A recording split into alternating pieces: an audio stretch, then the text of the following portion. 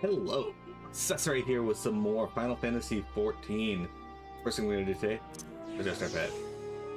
Oh, hi. We have the Wind Up Mistle. Okay, so hi everyone. We are here in Elpis, where we are learning. This is actually in the past, where the Ascians were unsundered. They were all complete beings. We're kind of walking around pretending to be a Zen's familiar, but which is why we have Thin Ether. We've met a few new characters. We met Hermes, who is on deck to take over the seat of Fandaniel in the Convocation of 14. We've met Emmet Selk and Hythlodaeus, who are here to, recruit Hermes. Elpis is kind of like a testing facility for creations. And we've met Medion, who was also... Oh, Medion's right here. She's a little bluebird girl. She's got Thin Ether as well, and communicates really well through telepathy, but not really through... I guess it's a form of telepathy, but not really through spoken speech. Anyway, we've been just getting to know the area, what's really been done here, and yeah. Can you help me with something, Miro? The meeting will make Hermes sad. I want to cheer him up with a flower. Hermes likes flowers the most of all the creations in Elpis. Most creations are expected to be interesting, or beautiful, or strong, better in some way. But flowers are different. They're designed to suit our emotions, what we feel and want to convey. Hermes likes that. I can't make flowers, so I'll search for one. And I want you to search with me. Let's start here, at the 12th Wonders. In his own company here. Okay. So, yeah, in this area here in the past, we're trying to figure out exactly some information on what caused the final days. Maybe we can get some information on how to stop the final days and whatnot, using the information that the ancients put together.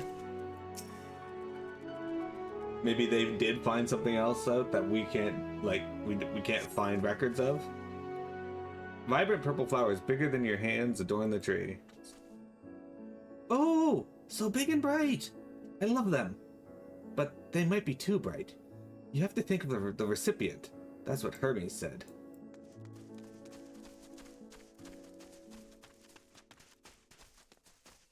Slender tree.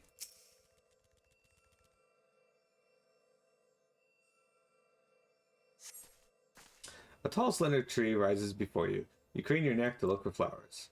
No flowers. If there were apples, we could have covered them in syrup. Let's head outside next. Don't worry. We won't wander far.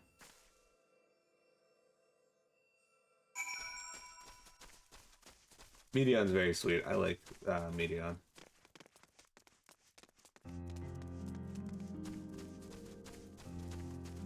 This music's called Sky Unsundered.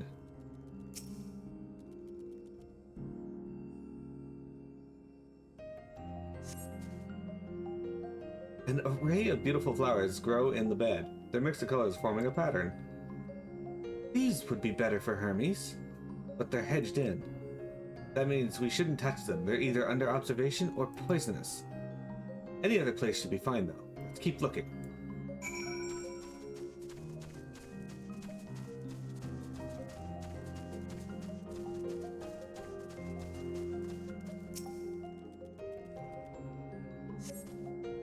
Set on a tall, thin stalk, an oddly shaped flower is mesmerizing in its undulations. Oh, a conion! A flower that can move. When Hermes wasn't looking, it shot seeds at him. Not a good gift, maybe. But you're good, Miro, at spotting flowers. We'll find something soon. Shot him right in the ass with some seeds. Oh, you're gonna get me look at the Morble next?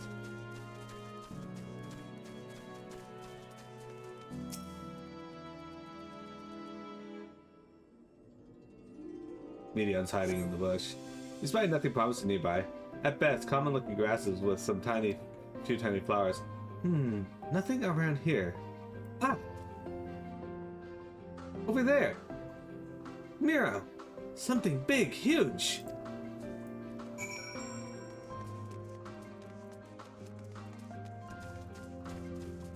Yep. Look at this fucking thing.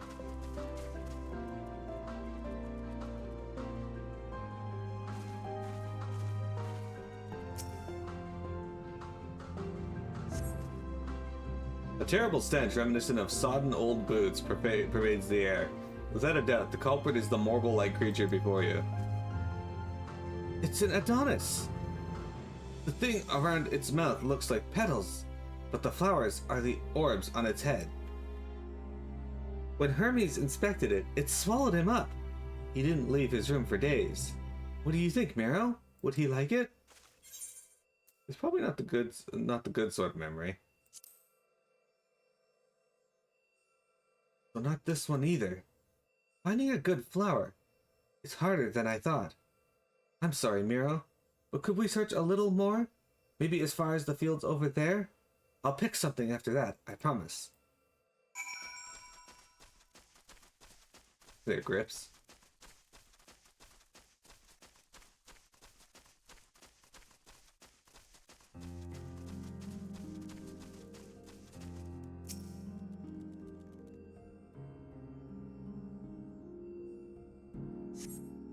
Lush green fields stretch out before you, ending where the sky began. Aww.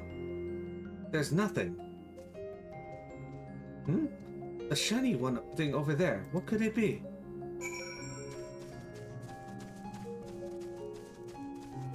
Shiny object. I guess a flower could be an object.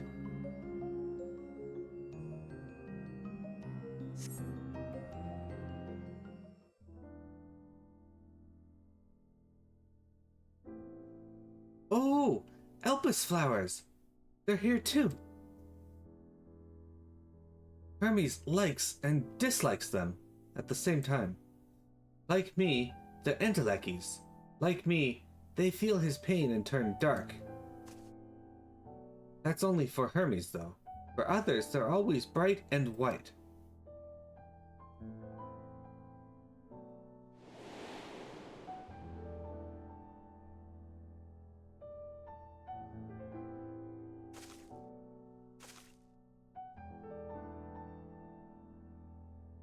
Truly? The flower was dark in your home? Then, do you have it too? A dark emotion?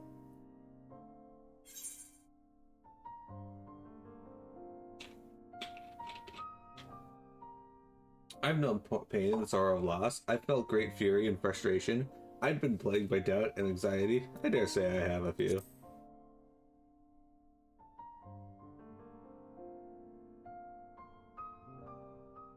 You don't have to say it. I can feel it's something you want to hide. But won't you lend it to me? The darkness inside you? I want you to make the flower dark. In front of Hermes. He has been in a dark place since before he created me. He needs to know that he isn't there alone. That others are sad too.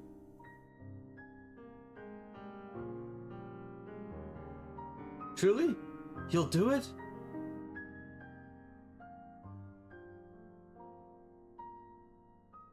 Thank you, Miro. Thank you. It means more to me than I can say. I can't wait to see how Hermes reacts. Let's go back and fetch him.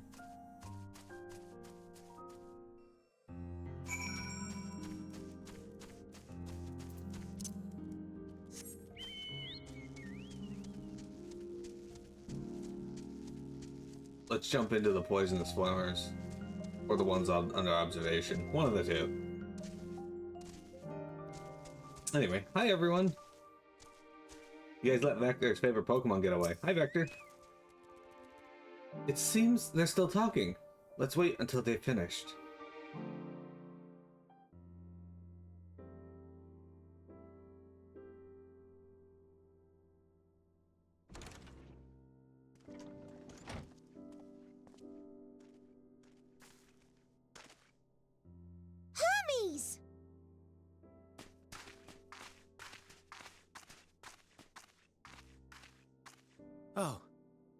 You were waiting for me.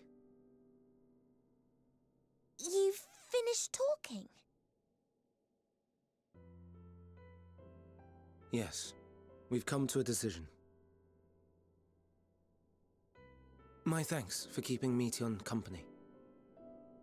Emet-Selch and Hythlodaeus have already retired to their rooms. There is room for you too, if you would follow me.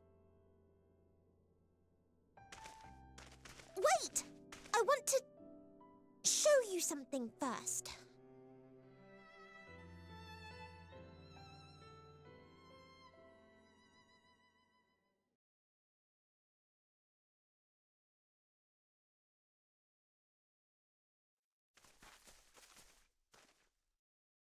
Elpis flowers?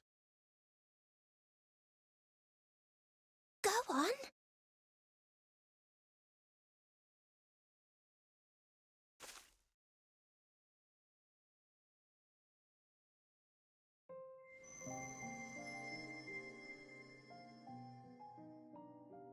Ah, You're not the only one, Hermes. Others feel sad too. You're not alone.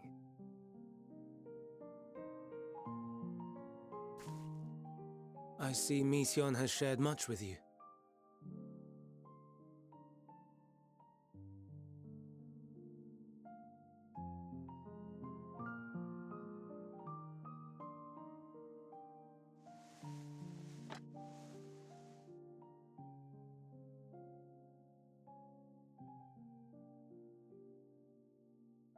May we talk a moment?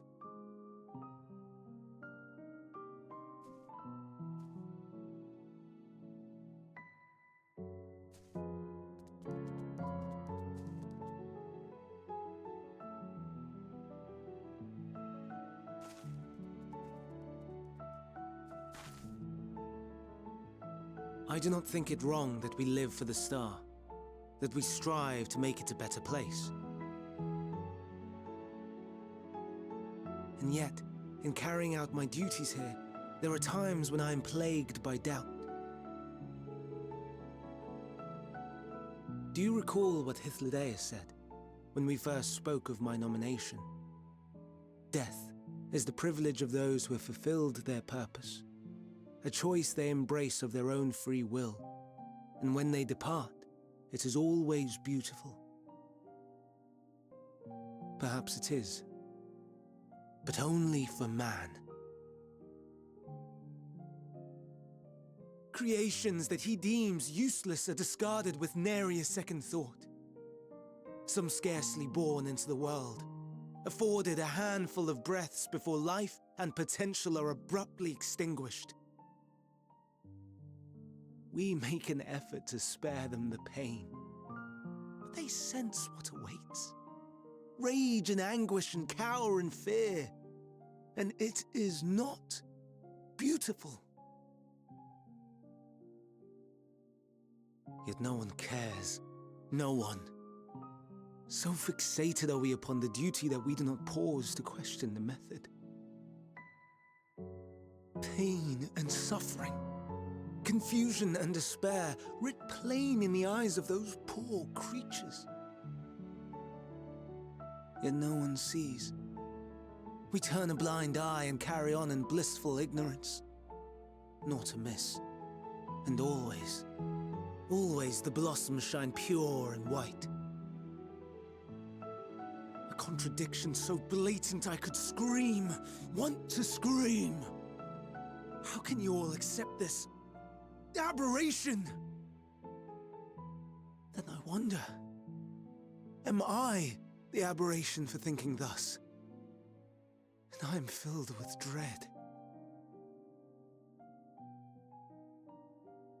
But now I know I'm not alone.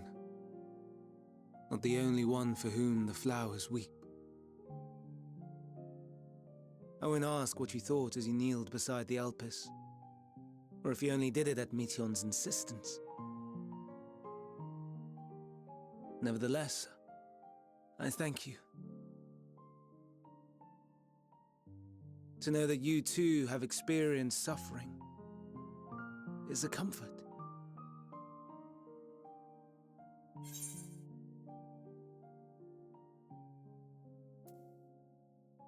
Oh, I could tell you all about suffering.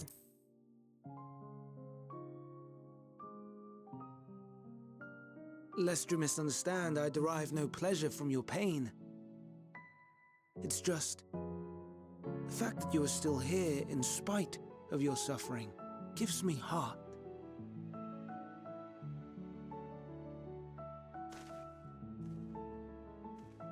The stars in the heavens.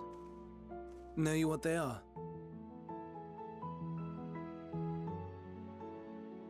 Though it is too far to tell, each glittering light could be a world not unlike Aetheris. A world filled with life. So many stars, so many lives. For us, there may be no higher purpose than to live for our world. But what of the other living beings out there? What is it that gives their lives meaning? That drives them day after day after day? To pose that question to our undiscovered cousins, I created beings of dynamis, who can traverse the vast emptiness between the stars. Meteion and her sisters. Aye, sisters. She has a great many of them, and they have already departed on their journey, traveling to one star and then the next in search of life. As one might expect, exploration on such a grand scale is rife with difficulties, and thus far I've naught to show for it. But I have faith that we will make some manner of discovery ere long. And when we do, I should be glad to share our findings with you, in gratitude for your kindness.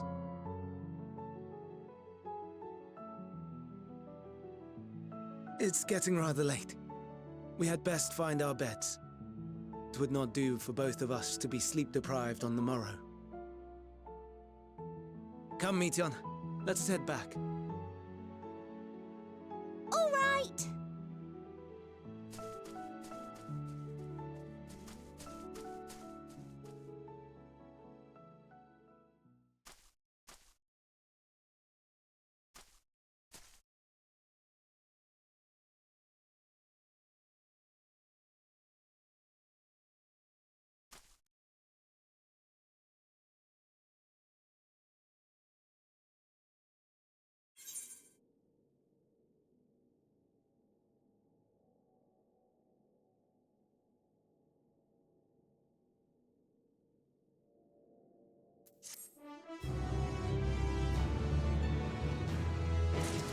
Alright.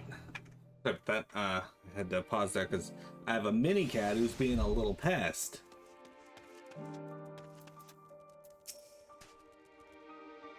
I'm glad Hermes saw the flowers. Thank you, Miro. It will help, I hope. Today will be difficult for him. The prodigal familiar returns, and after causing all manner of trouble while we were in our meeting, I'm sure. Were you able to get some rest? Please do not hesitate to let us know if you're feeling tired. I worry we might exhaust your scarce reserves of ether.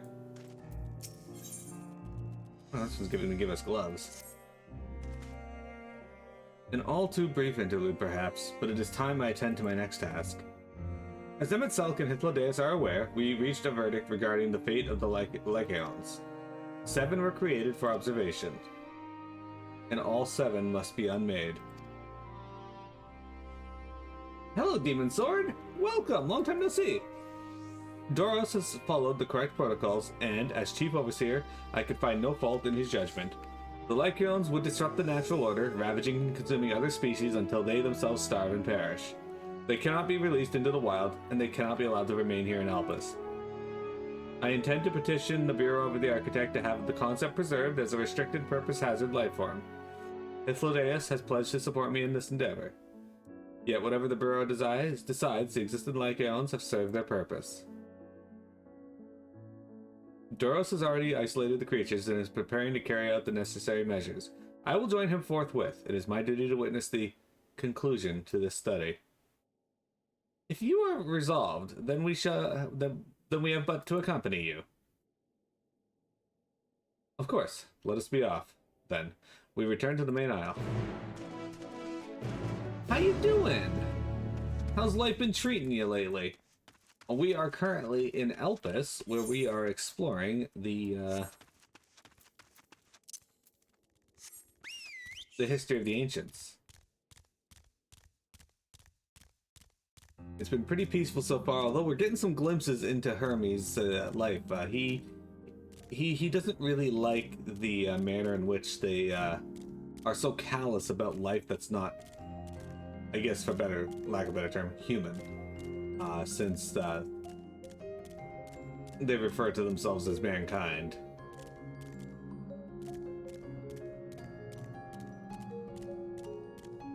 So I'm not sure if the ancients called themselves humans. Oh shit, they look like giant versions of my mana worm. Look at these fucks. There's only 4 of them though. Where's the other 3?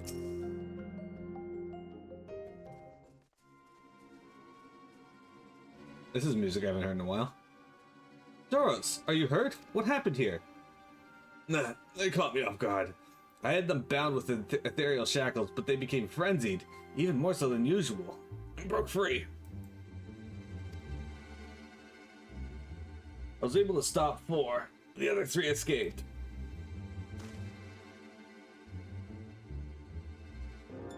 I see them. 2 have taken to the air above the 12 wonders.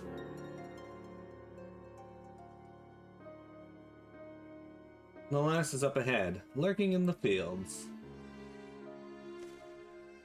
You and Miro handle that one. The pair in the sky you can leave to me.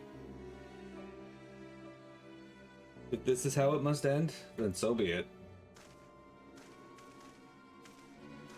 I will render assistance then and soak, unneeded though it is.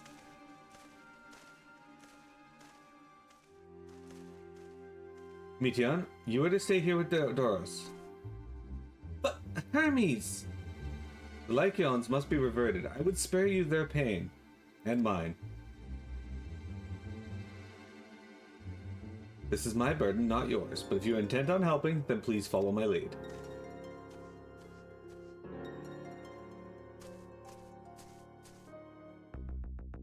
Alright, now we get this shell-shocked music.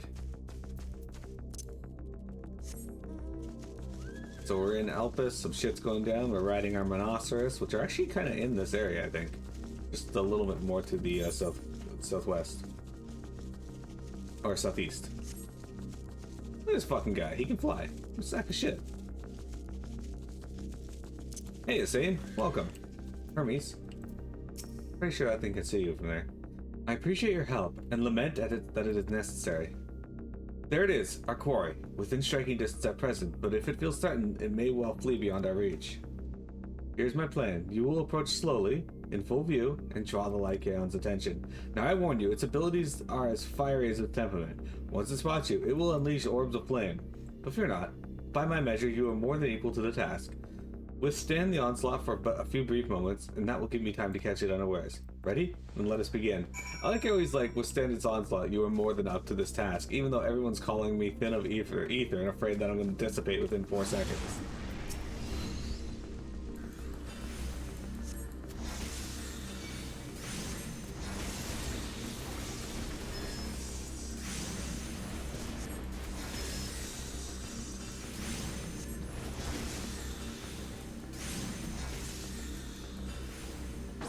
Just called Fire Ether. I could use any of my actual summons here, but I didn't think this was going to take as long to die as it is. That's fine. I'm sure there's another one.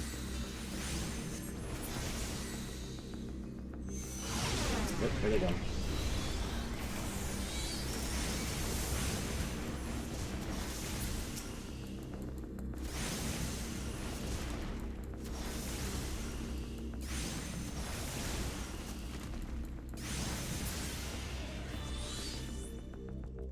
There we go.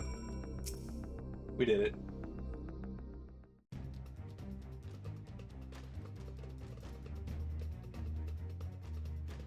Now.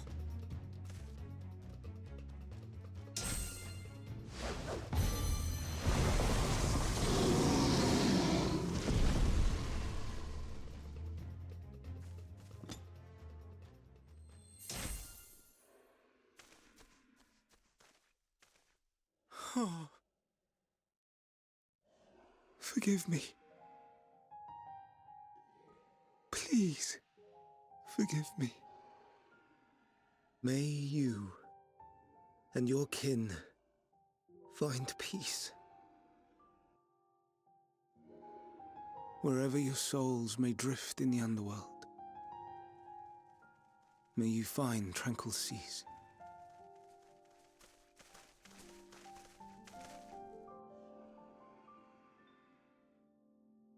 Be not forgotten, in concept endure, to reclaim form and one day live again.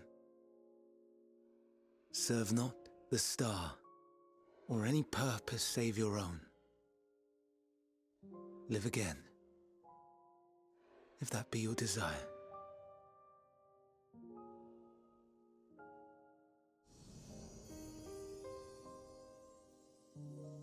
Hate, if that be your want.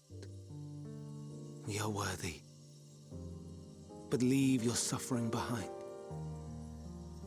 Lay down your burdens, be born anew. Fly high, fly free.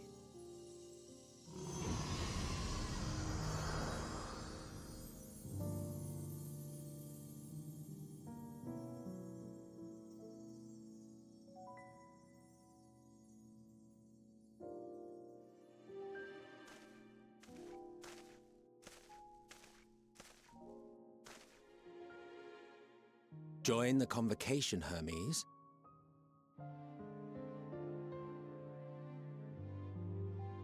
You do not belong here. Leave to replace another. To be replaced. It changes nothing. Tell me, do you think it right that we sacrifice all these lives for the sake of the star? And when the star has reached perfection, what then? If all who are satisfied choose to die, shall we all die in satisfaction?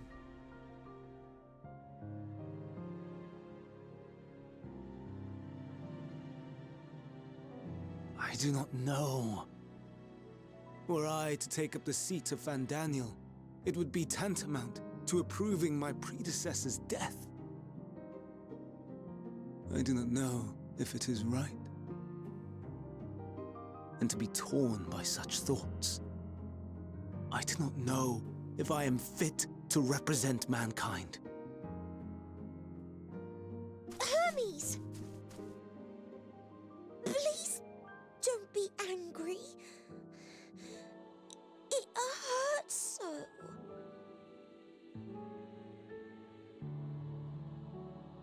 Forgive me. If you would still consider me in spite of everything, I beg some time to gather my thoughts. Meanwhile, Hythlodaeus, I fear I must trouble you to attend to the others. 'Tis no trouble at all. Take as long as you require.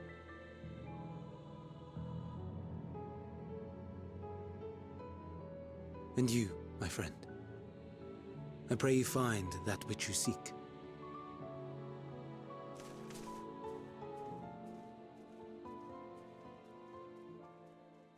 I expect we have some few matters to discuss.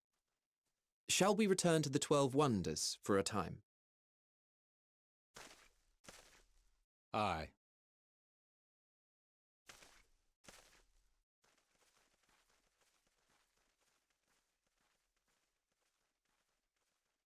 This cutscene was missing Carbuncle. Alright. We're gonna teleport back over there, and then we'll take our first break. Wait, we don't need to. They brought us over here. Sick. Hey, little days. It has been quite an exciting visit for you thus far. Oh, you weren't injured, were you? Good, good. Alright, give me a sec. We'll be right back.